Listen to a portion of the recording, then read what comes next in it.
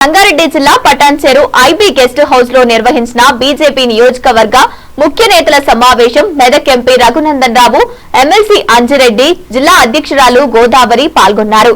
అనంతరం పాలమూరు, కృష్ణా జలాలపై ఏర్పాటు చేసిన మీడియా సమావేశంలో రఘునందన్ రావు తీవ్ర వ్యాఖ్యలు చేశారు. రాష్ట్ర శాసనసభ పాలమూరు, కృష్ణా జలాలపై చిత్తశుద్దితో చర్చ జరపడం లేదని విమర్శించారు. అసెంబ్లీ వేదికగా ఒకరికొకరు తిట్టుకోవడానికే అధికార ప్రతిపక్షాలు పరిమితమయ్యాయని అన్నారు.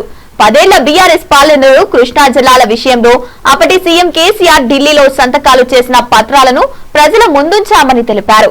తెలంగాణ ఉద్యమకారుని కేసీఆర్ ఎంత టీఎంసీలు సరిపోతాయని అంగీకరించిన విషయాన్ని గుర్తు చేశారు. పాలమూరు జిల్లా వలసల జిల్లాగా మారిన 10 ఏళ్ల బీఆర్ఎస్ పాలనలో గాని 2 ఏళ్ల కాంగ్రెస్ పాలనలో గాని ఎలాంటి అభివృద్ధి జరగలేదని మండిపడ్డారు. పాలమూరు బిడ్డగా సీఎం రేవంత్ రెడ్డి ఏదో చేస్తాడని ఆశించిన ప్రజలకు నిరాశే మిగిలిందన్నారు. బీఆర్ఎస్ కాంగ్రెస్ 2 పార్టీలకు విజన్ లేదని, నానానికి బొమ్మ బొడుసులా మారారని వ్యాఖ్యానించారు. అసెంబ్లీలో మంత్రులు, ప్రతిపక్ష నేతలు పవర్ పాయింట్ ప్రజెంటేషన్లతో ప్రజలను గందరగోళానికి గురి చేస్తున్నారని విమర్శించారు. ప్రతి చేనుకు నీరు, ప్రతి చేతికి పని లక్ష్యంతో బీజేపీ నదును అనుసంధానం కార్యక్రమాన్ని దేశవ్యాప్తంగా చేపట్టిందని తెలిపారు. అయితే రాష్ట్రంలో కాంగ్రెస్, బీఆర్ఎస్ నేతలు అవినీతి ఆరోపణలకే పరిమితమయ్యారని అన్నారు. పాలమూరు ప్రజలకు 2 పార్టీలు సీఎంను మోసం చేశారని ఆరోపించారు. అసెంబ్లీలో సరైన సంఖ్య ఎమ్మెల్యేలు లేకపోవడం విడ్డూరమన్నారు. వ్యక్తిగత దూషణాలను కట్ చేసి సబ్జెక్టుపై మాత్రమే చర్చ జరపాలని డిమాండ్ చేశారు. 2 ఏళ్ల తర్వాత రాష్ట్రంలో బీజేపీ అధికారంలోకి రావడం ఖాయమని, పాలమూరు ప్రజలకు న్యాయం చేసేది బీజేపీ మాత్రమేనని రఘునందన్ రావు ధీమా వ్యక్తం చేశారు. 2 రోజులుగా రాష్ట్ర శాసనసభలో జరుగుతున్నటువంటి చర్చను మనం గమనంలోకి తీసుకున్నట్టయితే 10 సంవత్సరాల్లో టీఆర్ఎస్ పార్టీ అధికారంలో ఉన్నటువంటి 10 సంవత్సరాల్లో కృష్ణా నదీ జలాల విషయం లోపల అప్పటి ముఖ్యమంత్రి చంద్రశేఖరరావు గారు ఢిల్లీకి వచ్చి సంతకం పెట్టినటువంటి పేపర్లు, తెలంగాణకు ఎన్ని టీఎంసీలు అయితే సరిపోతాయని ఆ రోజు తెలంగాణ ఉద్యమకారుడిగా అంగీకరించిండో ఈ విషయాలు చాలా స్పష్టంగా ప్రజల ముందు ఉంచడం జరిగింది.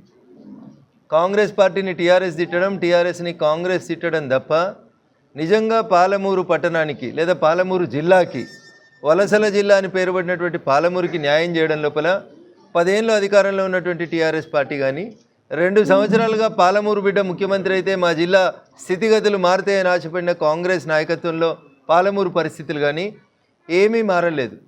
10 సంవత్సరాల్లో వాళ్ళు చేసినటువంటి నష్టం ఎంత ఉందో 2 సంవత్సరాల్లో ఇప్పటి ముఖ్యమంత్రి రేవంత్ రెడ్డి కూడా పాలమూరు జిల్లాకు అంతే నష్టం చేస్తూ ఉన్నారు. వీళ్ళకి విజన్ లేదు.